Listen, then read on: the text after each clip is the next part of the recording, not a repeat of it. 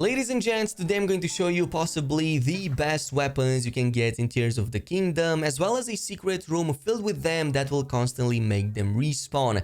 These don't just get amazing damage multipliers, but also don't have any of the drawbacks from the Royal Knight weapons. Now, I will show you how to get these in just a bit, but by far the best weapons I was able to find so far are the swords and the weapons in the Gerudo Desert. Specifically, the basic Gerudo scimitars, the spears, and later on the scimitar of the Seven. Despite this innocent look and rather low starting damage by default, these get by far the highest bonus to attack power when combined with certain creature parts. So much in fact that you can slap a silver Lionel horn on one of these bad boys and jump from like 10 damage all the way to 130 plus attack power. Especially the Scimitar of the Seven, this seems to be in a category of its own. Right now it deals really high damage for a one-handed weapon, so you can both do fast attacks and also use it at the same time with a shield. So almost as good as the Royal Guard without having to break it at all, and the best thing about it is that you can regain this on repeat without any issues. So to get this as well as the other weapons also on repeat, you'll want to progress in the main questline until you finish the Lightning Temple and cleared out the Desert Storm in the Gerudo Desert. This will open up the Gerudo town once again and also open up a whole bunch of side quests that are very important. The first one you'll want to go for is the Pride of the Gerudo, which you get from Isha in the main town. Except that initially she won't be there, but rather you need to rescue her first.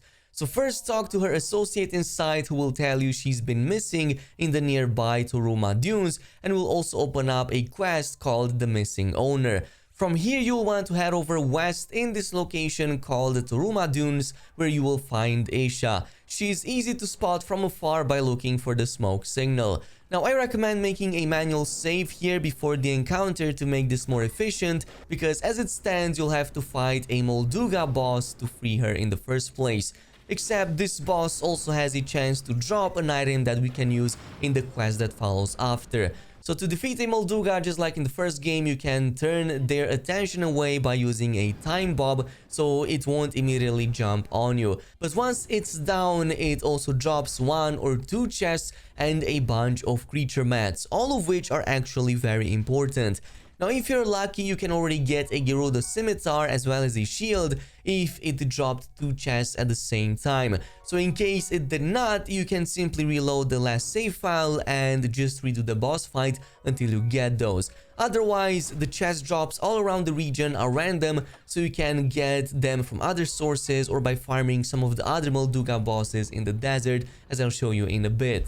Nonetheless, once it's done, this finishes the quest line and you're ready to turn it back in town, where you also get a diamond from Isha. And this is the important bit, because now she will tell you about the arms of the Seven, and upon inquiring she tells you that these are a set of powerful weapons that she can craft for you, including the Scimitar of the Seven and the Daybreaker shield. Except that she will need some materials to craft them. This includes a Gerudo Scimitar, 4 diamonds, 10 pieces of flint, and a Gerudo shield. Again, the diamond is something that you get from her from the previous mission, so you can just go ahead and dupe 4 more. The flint is something you can easily find by hitting the stables all around Hyrule or by grabbing them from inside caves. The base scimitar and the shield, however, again, they are completely random from chests and the enemies inside and around the desert areas.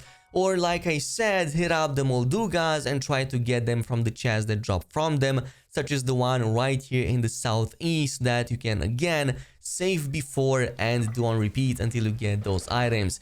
The weapons in this case, once they are crafted, are really amazing, especially the Scimitar of the Seven. This can reach 137 attack power on its own when combined with a Lionel horn. Of course, since I like these so much and because of the very high damage, I went ahead and duped a bunch so that I can always have them. But you don't have to do that if you don't want to, because Isha can recraft you a bunch of new ones every time you destroy them by bringing back the exact same mats as before. I'm not going to lie, the attack set on this is super fast, so you're going to just love it. The damage is really high, and again, you can use it with a shield in the other hand. However, one thing to note is that it cannot get improved any further via the Octorok method. If you feed it to one, it will just spit it out right away, which I guess makes sense given the fact that it does have absurd damage for a one-handed weapon. However, there is one secret room in the same region that will always give you all of these weapons so you don't have to rely to random boss drops or random enemy drops. And it will respawn every single blood moon, but you need to complete another set of side quests. So this is going to be done by unlocking the Gerudo Sanctuary at the end of a quest line that starts in the same town. So head over inside of the shelter right here beneath the stairs and talk to Rotana to start the first quest called the Heroine Secret. For this, you will need to find and photograph 4 slates, which luckily are all located beneath the same castle. So the first one is in the room just behind Rotana on the left side of the main path. You can quickly go ahead and photograph it. The second one is to her left inside of this classroom right here with a bunch of NPCs. You'll of course have to align yourself properly so that you can capture the broken slate from the front right corner of the room. From this point on, take it past this wall to the right and then immediately to the left and continue down this path until you reach this corridor. Inside you will see a broken slate as well as one of its pieces underneath the sand in front of it. So you'll have to actually use the Ultra Hand here to grab it and then fit it perfectly in place before taking a picture of it. Meanwhile, for the fourth and final one, you can take it to the second room to the right of the area where Rotana is and enter this room with the red flag at the entrance. Here you will find 2 of these vases on the left that you can break, and if you go behind them, there's going to be a secret room. From this point on, simply use Ascend to go into the prison cell above you. You're going to find one of those slates in it, you can quickly photograph it, and then exit the prison cell by talking to one of the guards. And once you're done, you can just go back to Rotana, talk to her, show her all the pictures, and you're pretty much done with the first part of the chain. Now, as soon as you're done with this, Rotana will now move past the classroom to the right side and then down this room with a bunch of statues and some missing orbs. Once you talk to her, this opens up the mysterious 8 side quest. For this, you will need to retrieve 7 orbs and place them back on these statues around the room before unlocking a final one. All of them are luckily around the castle area for except one of them, so here's what you'll need to do. The first one you will find back where Rotana was during the previous mission, so you can just go there, grab it from where she was and place it back into the room in the corresponding statue. The second one is again in the room with the red flag. You can go right here, it's going to be onto the right side of the shelter and you'll spot the orb in the middle of the room. The third one is in the room on the left side of the one with the red flag, but you will need to climb these stairs.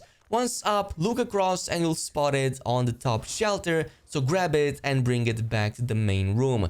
For the fourth one, you can use Ascend on the archway entrance right next to Rotana. This will bring you to the right side of the castle, which now lets you access the rocks outside of the outer wall. Here you can either use a fan or one of those leaf weapons all around the region to clear out the sand and grab the fourth orb. Meanwhile, for the fifth one, again, go outside and you will find it in this open room to the right of the main town gate. It should be sitting in front of this box right next to a royal spear. Sixth one is also close to the main gate, but this time onto the left side, opposite of the previous one. However, once you get here, you will get a prompt that this orb is important to a character named Dahlia and you cannot get it unless she says so. So to get Dahlia in this spot, you first need to just stay around the castle for a little bit and look for some of these like smaller children playing a hide and seek game. Eventually, once they're finished with it, you're gonna see Dahlia making her way back at the orb, point at which you can start a quick side mission for her. This is going to be a really quick hide and seek game you can play with her, at the end of which, if you win, she's gonna give you the orb so you can bring it back at the main room and be done with this part of the quest.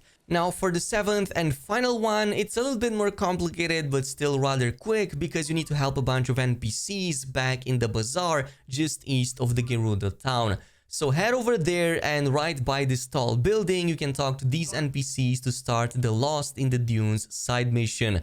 For this, you just need to go to this nearby rock structure and then jump down the spiraling sands right next to it. This will bring you to the area below where you will find the missing character. To free them, you will simply have to open up the path ahead using explosives or by manually breaking the rocks blocking the way. In the final bigger room, you'll want to destroy these harder rocks right in the middle, so a few bomb flowers and especially multi-shot bows can help clear that faster. Once done, Panthos will thank you and wait for you at the surface. Once you go back up, as a sign of recognition, they will also give you the 7th orb, which you now have to bring back in town. So to make this easier, you will want to make sure to craft a vehicle, otherwise it will just take way too long. However, once you're done with the 7th, this is going to finish up the area, open up a gap and reveal the 8th and final large orb. And this is what you're going to want to basically use to bring nearby to the North Gerudo ruins, specifically all the way to the end of them. So again, a vehicle will help a ton in this situation to make things faster. Once at the end, you'll spot a hole in the ground where you can just throw the orb in, fit in the gap and then open the secret ruins ahead. From here, just make your way to follow the path, so make sure that once you reach this area with the rock walls, lift them and jump below. Follow the path, and once you reach this section, aim for the path with the 2 torches onto the side. Eventually, there's going to be an entrance to the left side that you can uncover again using the Ultra Hand, so just go through it and ignore all enemies until finally you make it to the statue of the 8th Heroine room. And this is essentially the room with every single type of Gerudo weapon in front of each statue, including of course the scimitar, but also the shield, a spear and a bunch of topaz gems in the back. Not only are these great on their own in case you want to immediately fuse them, but you can also re-grab them again every blood moon as they respawn. So if you want to recraft the Scimitar of the 7, you can do that very easily from this point on, though you will just need a lot more of those diamonds. And yeah, the weapons are amazing. Even the spear, it's one of the few that can reach 100 plus damage, and considering that spears are some of the best weapons in this game, you're definitely going to want to come here, grab these items and just get them on repeat every blood moon. And yeah, go ahead, give them a try, let me know down below what you think about it. In the meantime, thanks so much for watching, and until the next one.